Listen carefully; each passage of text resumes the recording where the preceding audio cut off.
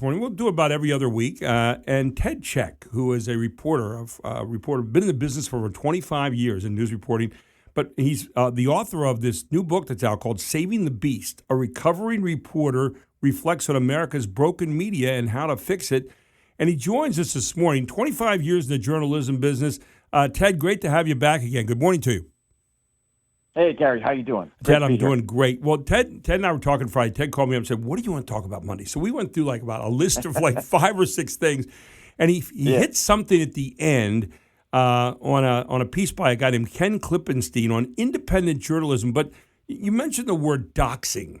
And I listened to the piece you sent me, and I was really interested in this whole idea of doxing and the idea of independent journalism versus established journalism. And we were all over the lot there. But I wanted you to kind of, break some of that down for us this morning, Ted, as only you can, being a guy that's been in the business.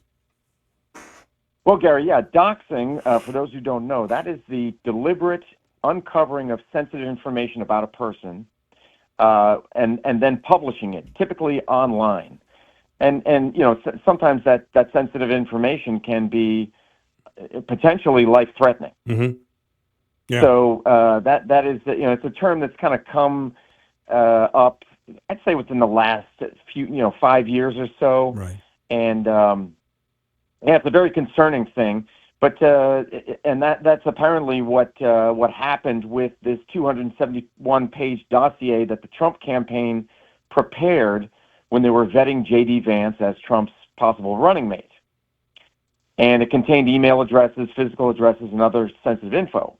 So some Iranian hackers, as I understand it, got a hold of it, distributed it to American media. None of them published it. Right. Except for an independent journalist named Ken Klippenstein. Mm-hmm. And I just want to tell you, I wholeheartedly support independent journalism.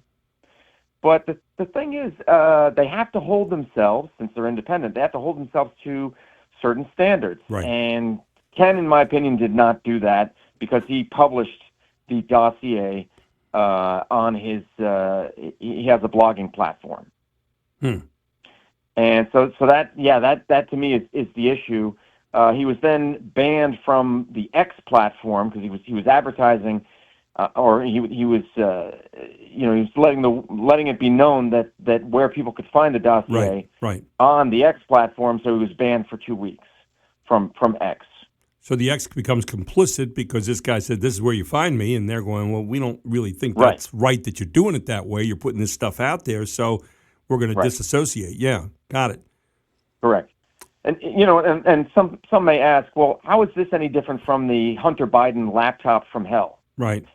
As far as the First Amendment. And the way that I differentiated it is because that laptop, the information there allegedly contained, the whole Burisma affair, where the Biden family was accused of selling its influence to foreign entities. Right.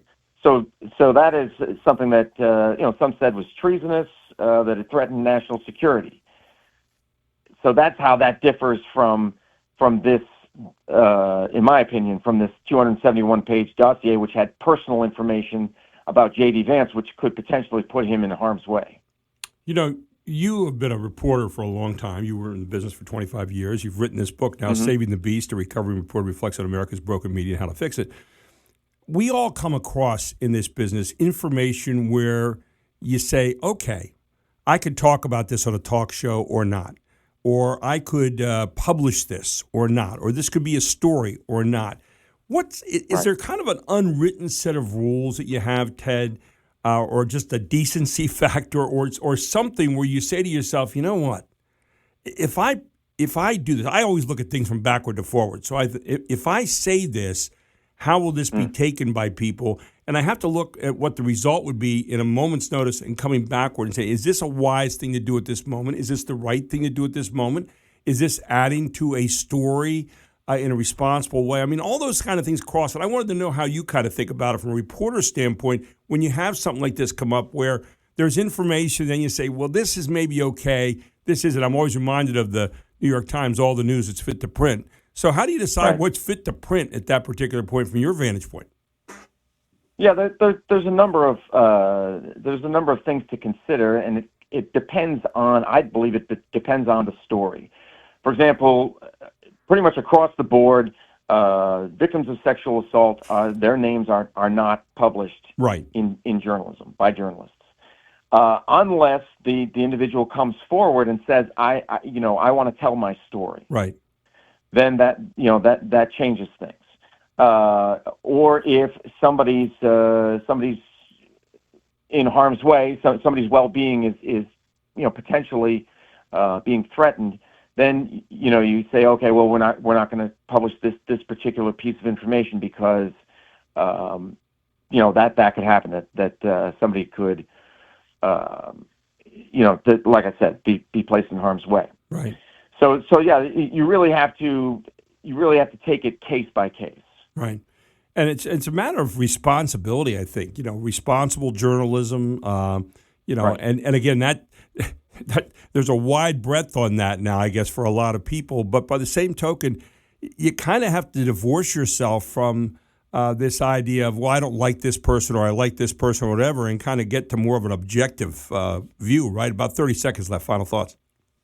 Oh, absolutely. Yeah. And, I talk about this in my book, that objectivity is not a dirty word.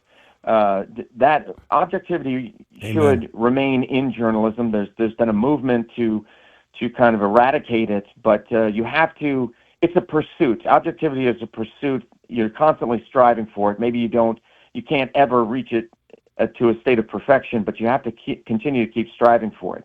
Take off, whatever opinion hat you have, and put on your journalist hat and do your job and do it professionally. Great statement. Couldn't agree with you more, Ted. Hey, the name of the book, Saving the Beast. Check it out, ladies and gentlemen. A recovering reporter reflects on America's broken media and how to fix it. Saving the Beast, a recovering reporter reflects on America's broken media and how to fix it. Ted Czech, you can spell it Czech, is the author. Ted, where can people find the book? Well, it's on Amazon, or if you prefer, you can go to elsewhere, like Books A Million, Barnes & Noble. It's pretty much available everywhere. And a great book to read. And Ted's going to be about every other week, and we're going to be taking a look at some of the things happening in this world of reporting and news and all that stuff. Ted, great stuff this morning. Thank you so very much. I look forward to talking to you in a couple of weeks. Okay, my friend? Thank you, Gary. Ted Czech here on WSBA Morning News with Gary Sutton. Pick up a copy of the book, Saving the Beast, a recovering reporter reflects on America's broken media and how to fix it.